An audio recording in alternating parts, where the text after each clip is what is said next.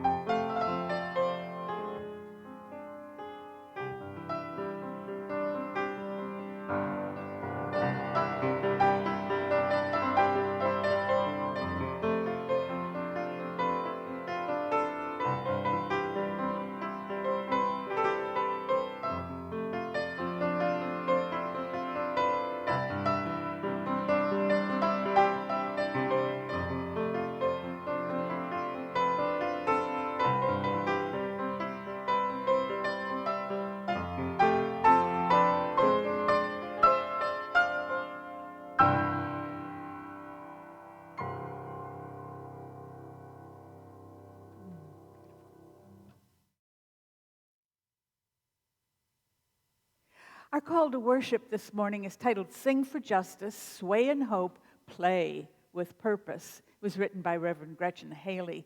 And Misha and I thought we would just play with it. Misha, you start.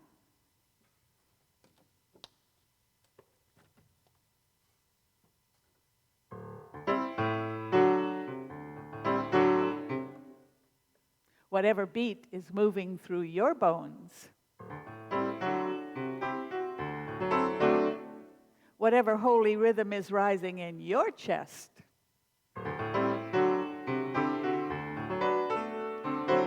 Whatever good word you've got for the good of the whole. Clap it, snap it, and bring it out. Call it out. Take the beat, beat, beat. Add to it, beady beat, beady beat. Change it, body, body, body, body, bum. Gathered here in this sweet beauty, in this great power, Bring out all that you hour. Let it out, let it out, let it out. Let us not waste time. Let us make a joyful noise, a more interesting sound. A fuller call, a greater yes. Ooh, say it with me. Yes, yes, yes. Call it out. Hello, hello, hello, and amen. Say it. Yes, yes, yes. Sing it for justice. Sway it in hope. Play with purpose. This time is precious. You are precious. All of us are precious. This time is a gift. Each breath is a gift. Being all together is a gift. Let us celebrate. Let us find a new rhythm. Let us write a new song. Let us make a new march. For this longing, this dreaming, this discovery, for the urgent call of the day, for courageous love, let it ring out. Come, let us worship together. That was fun. Got applause from the people in the congregation. Our chalice lighting this morning is a poem that I wrote for my father. For all fathers this morning, for the ones that make the definition, for the ones just learning how, for the one you might wish you could be, for the one you had or the one you might have. We light our chalice this morning by that knowing that definition of fathers, sometimes includes women. A father is a large hand for holding on to so you don't get lost. A father is the handsomest one in the room. A father is a living encyclopedia for when you're wondering or curious. A father will pick you up at the bottom of the hill and pull your sled up to the top. A father always says no until you say, "Pretty please, Daddy." A father applauds louder than anyone else in the audience. A father is someone who is sure no one is good enough for you. A father walks you to school and down the aisle or stands by your side. A father doesn't care if he wears a silly grin when you hand him his grandchild. A father says yes when you ask him, "Do you remember when?" A father is consistent, telling the same jokes he told you when you were 12. A father says, "I'm going to live forever." So far, so good. A father is a memory that lives forever. Our opening hymn this morning is "Come Sing a Song with Me," and our song leader is Andy Pierce. Andy.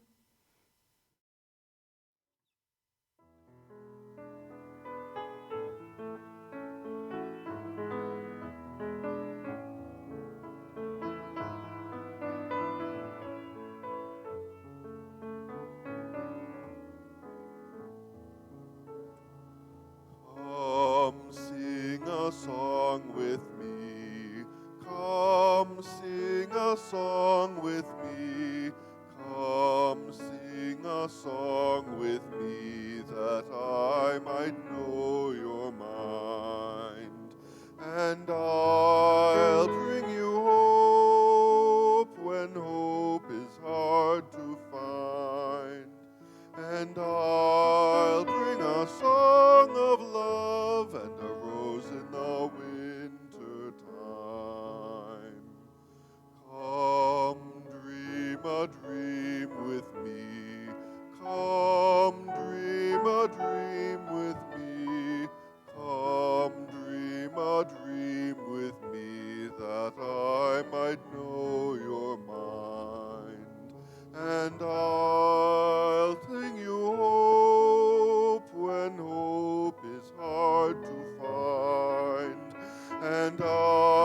I'll bring a song of love and a rose in the winter time. Come walk in rain with me. Come walk in rain with me. Come walk in rain with me, that I might know your mind. And I'll bring you hope when hope is hard to find. And I'll bring a song of love and a rose in the winter time. Come share a rose with me. Come share a rose with me. Come share a rose with me, that I might know your mind. And I'll bring you hope when hope is hard to find. And I'll bring a song of love and a rose in the winter time.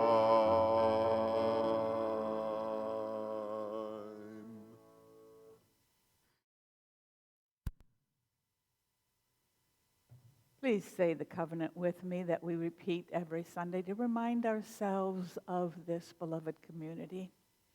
Love is the doctrine of this church, and the quest of truth is our sacrament.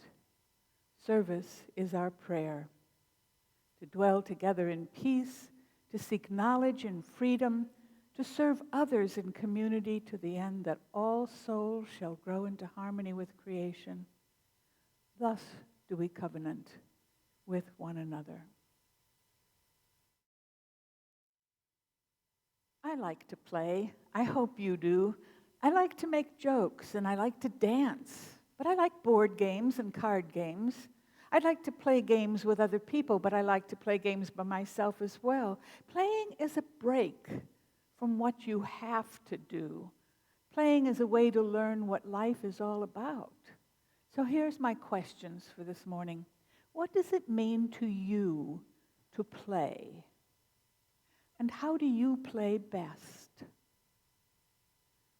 While you think about it, I have a story for all ages. This one was written by the great author Anonymous. He was sitting at a desk when the children walked into the room. He was wearing a jacket and a tie. They weren't in school, but they thought he looked like a teacher, so they sat down in the chairs facing him and waited. He didn't smile, so the children stopped smiling. He didn't introduce himself, so the children didn't say anything. He sat there for a moment, and then he began to speak. "Life is very hard," he said. The children didn't say anything because he was an adult, and adults often said things that didn't make sense to them. Then he said, "You're never going to be happy." And the children didn't say anything because he was a teacher and maybe he knew something they didn't know. "Life is no fun," the man said. And the children began to look at one another and not at the teacher. And they had questions in their eyes. "Work, work, work," said the man. "Who wants to play a game?" one of the children called. "I spy," one of the other children answered. No, tag, you're it," shouted someone else and ran to the door. Soon all the children had run to follow him, shouting, "Get him, catch him, don't let him get away." And they were laughing. Then there was no one in the room except a man at a desk, wearing a jacket and a tie, sitting alone and saying nothing at all. Oh my, this story is what you call an allegory, a story that says one thing but tells a bigger hidden story. What did the story tell you? We'll come back to it. So this is my first response to the questions this morning. And I'll start with a story from my own life. Did you know that before I went to seminary, I was studying for a degree in psychology? I was interested in creativity, what caused it, what nourished it, why did it flourish within some people more than others. There were no textbooks on the subject then.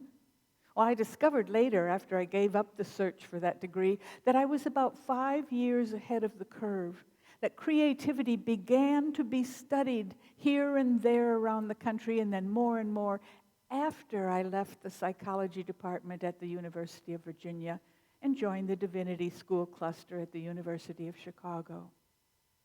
But what I learned before I quit was this. Children and adults have different views of play, different rules, different standards, different expectations. I suspected that creativity lived somewhere between these two states, that adults who retained the children's view of play turned out to be more creative. And you know what? Later I learned that Pablo Picasso, among others, verified that this was the case. I wanted to do my doctoral study on the difference between play in children and play in adults, but my advisor told me that that was too broad a topic.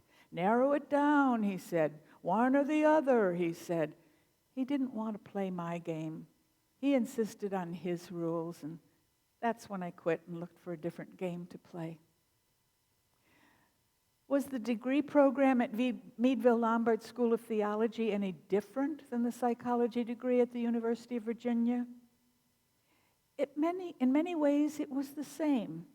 They expected you to study, take tests, specialize, narrow it down, know more about less if you want a doctorate. But two things were different there. I didn't know it at the time, but 2 blocks away in the psychology department at the University of Chicago, Dr. Mihaly Csikszentmihalyi was wondering why some people could become so immersed in what they were doing that their egos fell away and they entered the state he was later to call flow, a state that ignored time and often discovered creativity. The other thing, lucky for me, was that my fellow seminary students, well, about half of my class, liked to play. One man in the program used to come in early every morning and change the class description that a teacher who was in the habit of writing the morning's expectations the night before. And this guy would change the professor's words into pictures forming a rebus. If you've never worked a rebus, it goes something like this. The sentence the teacher wrote might have said, "Open your books to the first chapter on prayer and prepare to explain it in your own words." And my classmate would erase the last 3 letters of open, P-E-N, and draw a pen. And then he would erase books and draw a stack of them in its place. Erase first and draw a blue ribbon that said first place. Erase prayer and draw 2 hands in prayer position. Erase the last 4 letters of prepare, leaving only P-R-E, and then draw a pair. And finally erase the word words and draw a head with a talking balloon that said blah, blah, blah. And when the rest of us got there, we would have to work the rebus in our heads to figure out what our instructions were for the class. Even the professor seemed to enjoy this game. But it wasn't just that. Our play group usually studied together and studied hard, but we did 2 things to break up the monotony of constant assignments. We ended many of our evenings reading aloud to one another the chapter of Revelations from the Bible and tried to figure out what it could possibly have meant when it was written. Believe me, this is a form of playing for seminary students, and it created much laughter among us. The other thing we did was every Monday night, we went as a group to a square dance we'd discovered near the campus and danced until they threw us out and then went out for chocolate malts. The other 6 nights, we acted like adults and studied and studied and studied. But our little group made it all the way through to graduation. Some of the others in our class who never found a way to play had dropped out along the way. Now, we didn't plan this. It was completely spontaneous. It came about the way children play, with few rules and lots of room for making the game up as you go along. So think about this. Adult games, for the most part, are rule-driven. I mean, consider sports, football, baseball, hockey. Lots of rules with penalties for breaking them. Card games, bridge, pinochle, gin rummy, whatever you want. Think Hoyle's official card games. In sports, we require umpires and referees to see that the rules are maintained. But let me tell you, join a competitive bridge club and there will be an official you can call if your opponent doesn't play according to the rules. And punishments abound. That's adult play. How do you play the game of life? Children's rules or adults' rules? Maybe a combination? When was the last time you started a sentence with, "Let's pretend"? Ever consider becoming a clown? Do you dance in your living room when a song with a beat comes on the radio? When was the last time you sang into your hairbrush, pretending it was a microphone? Or is play a four-letter word to you? Oh, I'll have more to say about play when I come back, but for now, my generosity report for the week. I am delighted to announce that we have been able to retain the services of a student choir director for the fall semester. Michael Newen, a student at Texas Wesleyan, will begin working with the choir August 4th at 7:30. That's a Wednesday evening, the new choir rehearsal time. He wants to be ready to have a choral music 2 or 3 Sundays a month after we open in September, and a Christmas concert in December. And it was your generosity during the spring pledge that made this possible, and we hope to be able to continue the practice in the spring. If you've never sung in a choir, let me tell you, the singers and the director work hard to make the performance as perfect as humanly possible, but a good choir director will make it feel like play. If you've ever had an inclination to join the choir, now is the time. I'm going to join. Come on, it will be fun. Look for more information about Michael in the July Courier.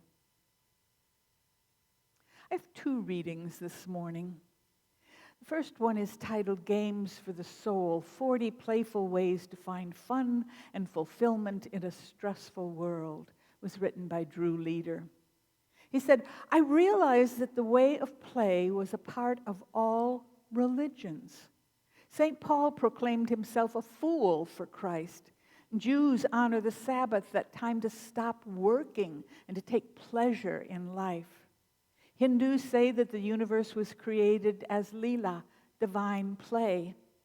After all, the omnipresent Eternal One needed something to do that was fun. Muslim Sufis teach through jokes about Mullah Nuruddin, a laughable sage and fool.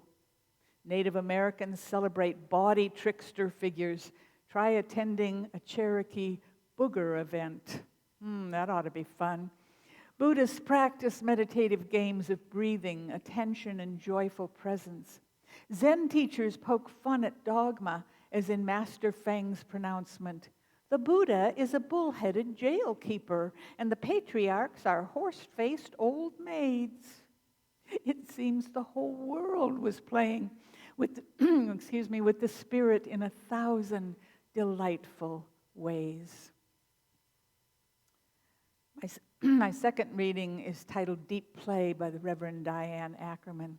And she wrote, Deep play is a fascinating hallmark of being human. It reveals our need to seek a special brand of transcendence with a passion that makes thrill-seeking explicable, creativity possible, and religion inevitable. Perhaps religion seems an unlikely example of playing, she wrote, but if you look at religious rites and festivals, you'll see all the play elements and also how deep that play can become.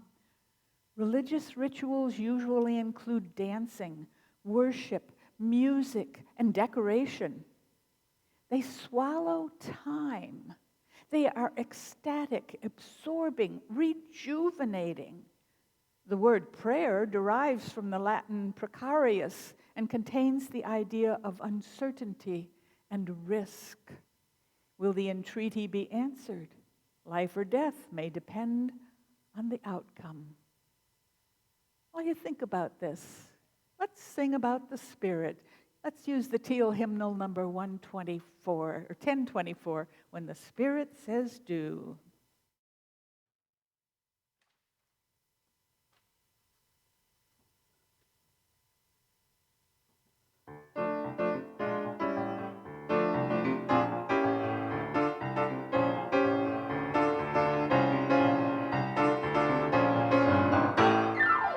You got to do when the Spirit says do.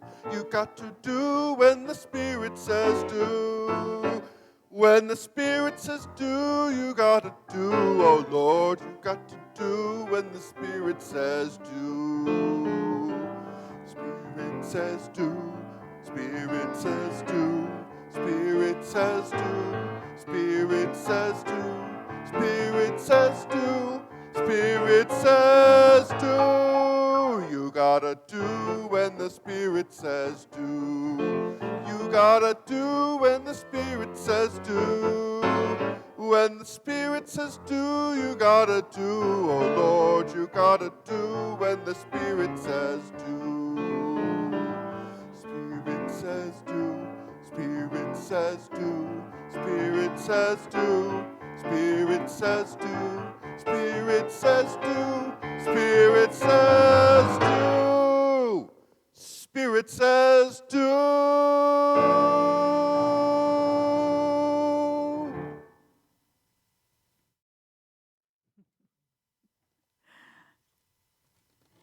Okay, did you dance? Did you at least tap your toes? It might be something to do about thinking about play.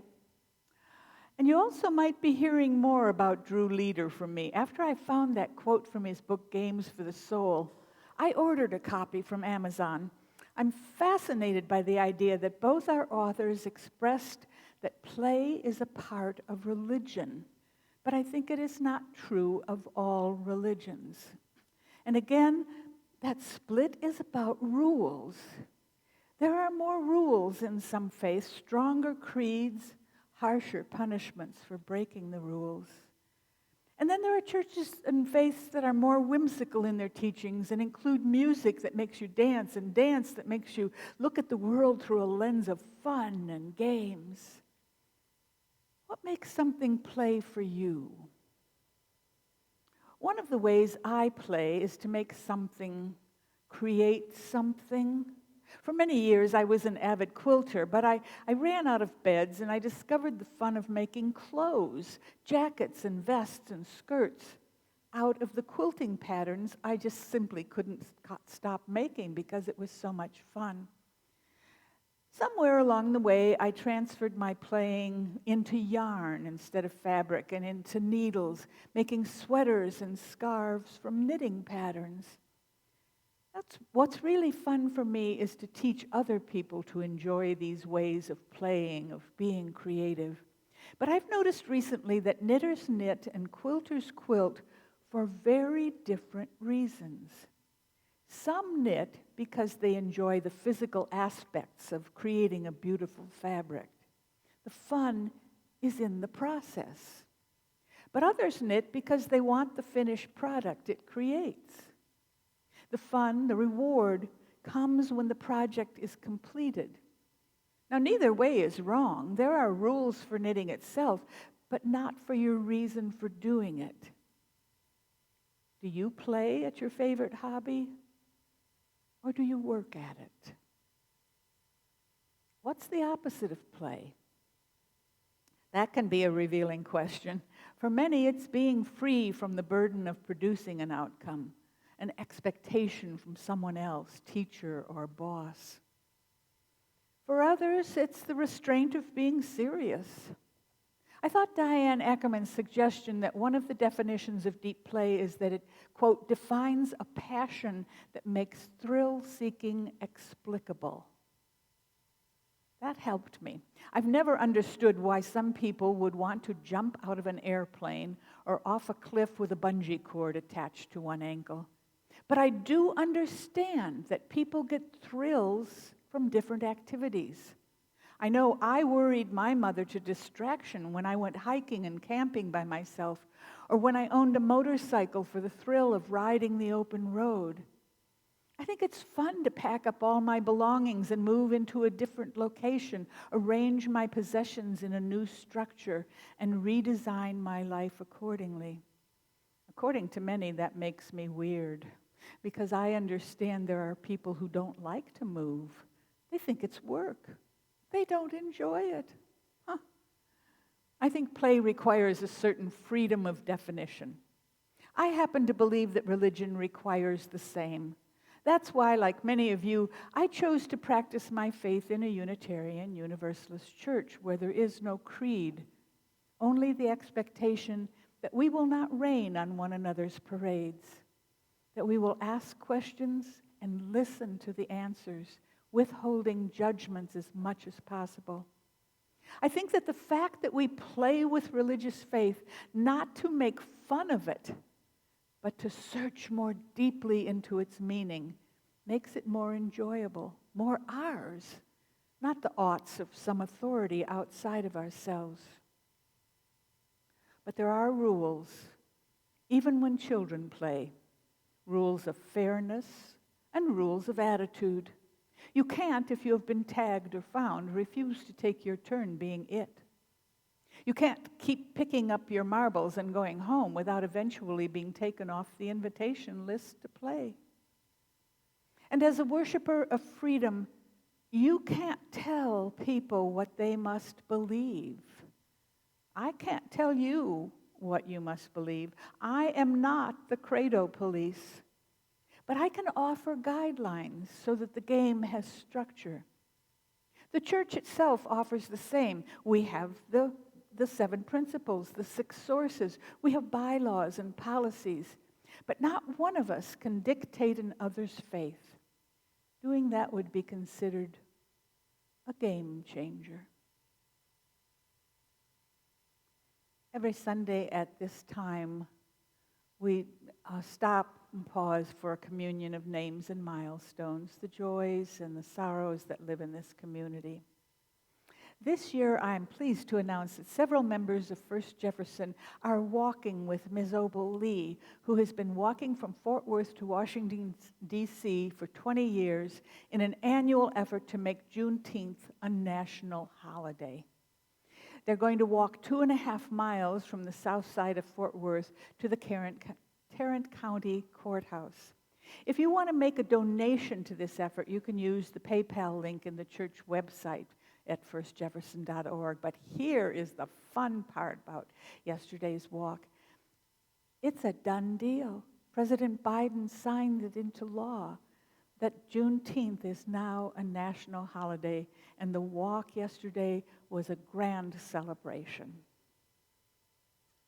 Let us take a moment to consider the stories that live in this community. The good ones, the bad ones, the tough ones, the easy ones. Let us consider one another as we share a silence and then a musical interlude.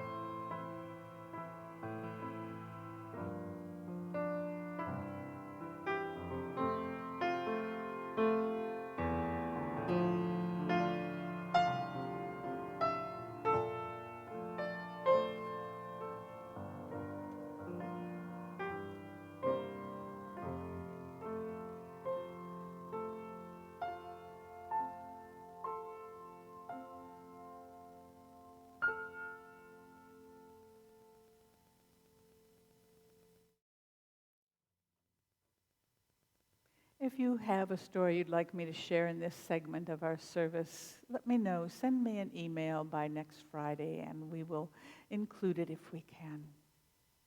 I have another reading from Diane Ackerman's book, Deep Faith. She said, when one enters the realm of deep play, the sacred playground where only the present moment matters, one's history and future vanish. One doesn't remember one's past needs, expectations, worries, real or imaginary sins. The deep play world is fresh. It's wholly absorbing and full of its own unique wisdom and demands. Being able to temporarily step outside of normal life while keeping one's senses alert is indeed like being reborn. To erase all memories and yearnings, to be vigorously alive without self-awareness, can provide a brief return to innocence. You know, when I first heard about Buddhism, the 4 pillars, those 4 noble truths that include the problem with life and the solution to living it, I was not really impressed. It just seemed too easy, too much like playing at life, not working at it. But I was in a different place, I think. Here's what Buddha said. First of all life is dukkha. That's the first truth. And dukkha is often translated as suffering. Well, not all of life, I reasoned. Some parts of it are fun. But then I read on, and it said Buddha meant that there are problems possible in even the fun parts of life. You fall in love, and the person doesn't love you back. Or you fall out of love, and you have regrets. Stuff like that. Okay, so I got dukkha. The second truth says there is a cause for this suffering, implying that we can fix it.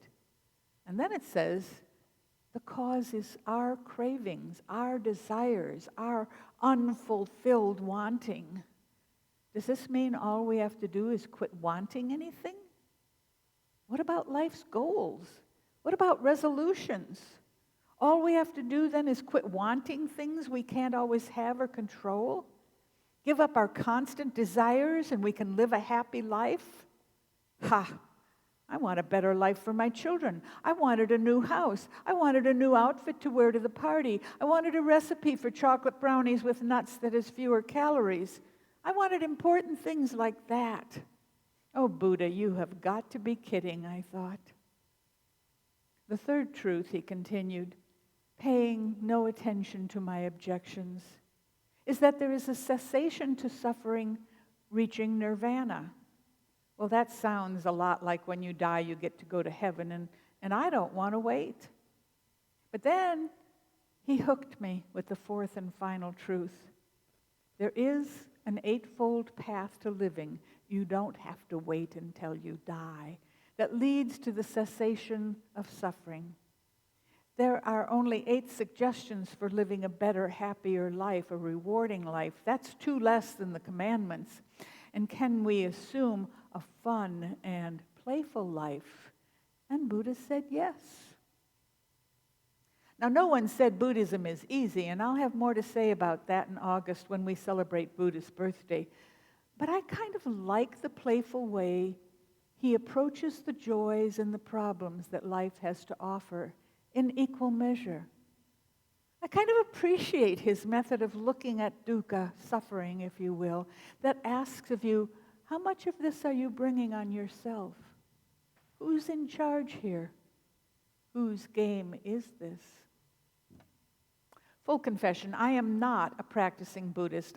I don't go to Buddhist services. I practice transcendental meditation, not Buddhist meditation, because I don't like the ringing of the gongs that they do in Buddhist meditation. I read a lot and I practice it occasionally. I kind of play with Buddhism because it intrigues me. And the more I study it, the more truth I begin to see in it. So I'm not the authority, but I can give you 2 examples of how it has worked and hasn't worked for me. One, I have always loved calendars. I liked filling them up. There was a time in my life, if a calendar didn't have something written on it for me to do, a plan for that day, I would be distraught. I would get season tickets to the theater, and then I would put them on the calendar and plan the rest of my life around those dates. But if you came and said to me, there was a wonderful play at a theater that you don't subscribe to, I would have to tell you that I didn't have time to go to that new play because my schedule is already full, filled up, filled in, as it were. I could not take Diane Ackerman's advice to every once in a while make no plans, have the nerve to walk out the door and let possibilities introduce themselves, to wander, to imagine, to stare. She said, be surprised, parades will find you. I couldn't at the time because I didn't believe it was true. But you know what? I worked on it. I looked at it. I asked myself why I needed to fill up those days, and then I gave it a try. Well, parades did not always find me, but once in a while they did. Parades, surprises, pets, new friends, new ideas. I began to keep a calendar that included free days, days without plans. It took a lot of practice for me, but Diane and Buddha were right.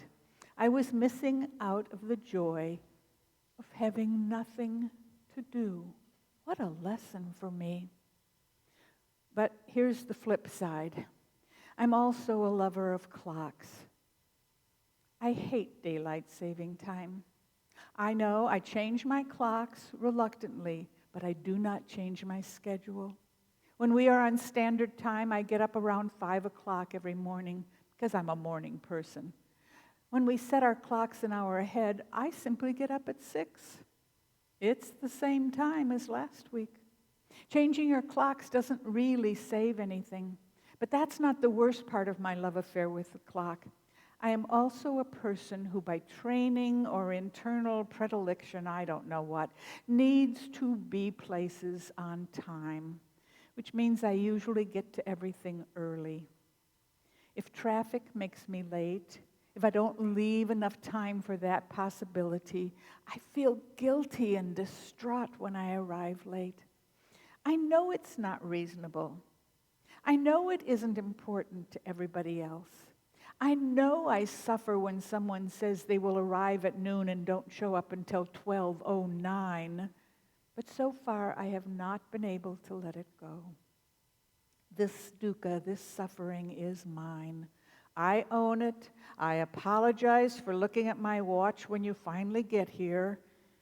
I'm working on it. Other than that, life is mostly fun for me. I like to play. You know who teaches me how to play well? My dog, Liam. He makes up games, and he teaches them to me. When I have been away from home, say shopping or working, whatever, he greets me at the door with one of his toys in his mouth. He offers it to me, and when I reach for it, he runs away with it still in his mouth. And I have been taught that I have to chase him around the house until I have earned the right to play with his toy, to pick it up all slimy from his holding it in his mouth, and receive his blessing of kisses. And that's just one of the games he's taught me. You know, I think about that man in the story for all ages, sitting at the desk in his coat and tie, proper, telling people that life is no fun. He looks like a teacher to the children. I think that's where the story is supposed to get you. How many of us have that first inclination to sit and listen to him because we might learn something from a man in a suit and tie? How many of us get stuck in that attitude, are not the first to yell, "Let's play," or to heed the call when someone else makes it? Seriousness is not always a sign of truth, but sometimes it seems like it. I have a book on my shelves titled Friedman's Fables, written by theologian Edward Friedman, and they are stories that are written to help us look at ourselves with a sense of humor. that is both refreshing and freeing. These stories, like the story for all ages, are allegories, as I've said, stories that on exploration tell more about yourself than you first imagined. One of my favorite stories from the book and from my own life goes something like this. Friedman's story says, you've planned your whole life to do one thing if you ever have the opportunity. If the door opens for you, you will be ready. And then it happens. You get the call, and you hurry to be at the place where life will become what you've always wanted it to be. But to get there, you must cross a bridge. And in the middle of the bridge, a man stands with a rope tied around his waist, one end in his hand. And as you approach, he says politely, "Excuse me, a moment, please. Could you just hold this rope while I crawl over the side of the bridge?" And without thinking, because you are a kind person, you take the rope for just a minute. And the man crawls over the side and simply drops, calling out, "Don't let go. You are the only thing keeping me from falling into the river, on the rocks, dying a terrible death. Hold on to the rope." Well, you tell him that you have to go. Your opportunity is waiting for you. The door will close. What do? Do you let go of the rope and let him die? Or do you miss your big opportunity? Well, the allegory, of course, is that we often run into these choices in life where something has to give. Someone has to lose, or guilt will be the result, no matter the choice. You frame the allegory to your own life in order to try to figure it out. Well, I was teaching a class once and telling this story when a woman in the class said, "Oh no, that's silly. I wouldn't have taken the rope. It's just crazy. No one would take the rope." I knew argument wasn't going to sway her or let her see through the story into her own life. But suddenly, I knew what to do. I stood up and I said, "Well, then let me give you another example." I had Friedman's book on my lap when I stood, and I was still holding it in my hands. And I walked over to her and I said, "Here, would you hold this for a minute so I can show you with my hands free?" And she took the book from me. Then I walked to the door, turned and said, "You took the rope. You teach the class now." And I walked out the door, literally. Of course, I came back in, and she was still standing there holding the book, and she looked at me and she said, "I took the rope, didn't I?" And we all laughed. We laughed with relief.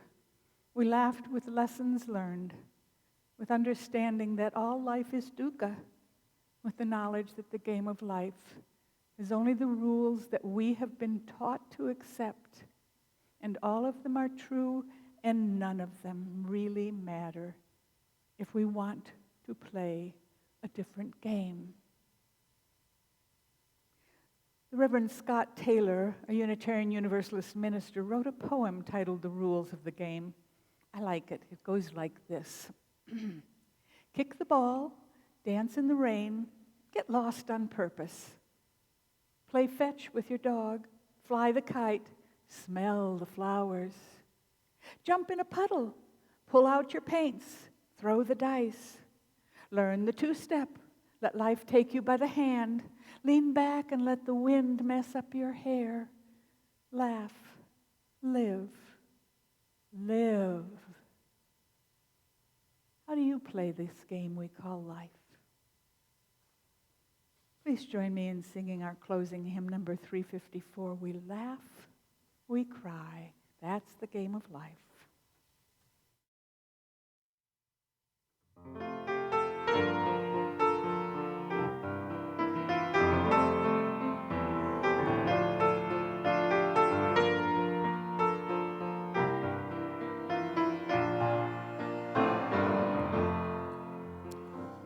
We laugh, we cry, we live, we die, we dance, we sing our song.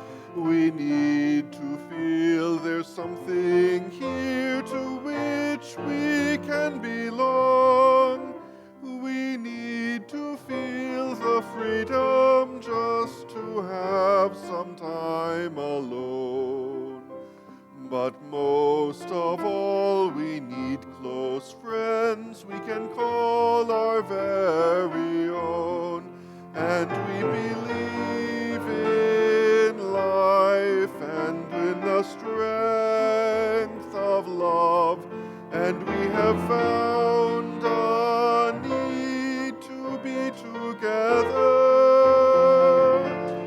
We have our hearts to give, we have our thoughts to receive, and we believe that sharing is an answer.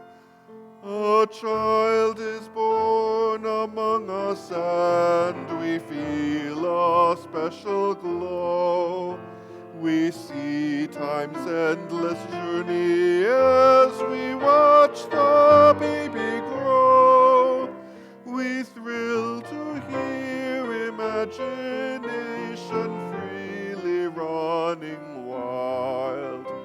We dedicate our minds and hearts to the spirit of this child, and we believe in life and in the strength of love, and we have found a time to be together, and with the grace of age we share the wonder of youth, and we believe that growing is an answer. Our lives are full of wonder, and our time is very short. The death of one among us fills us all with pain and grief. But as we live, so shall we die, and when our lives are done, the memories we shared with friends, they will linger on, and we believe in life and in the strength of love, and we have found a place to be together. We have the right to grow, and a gift to believe that peace within our living is an answer.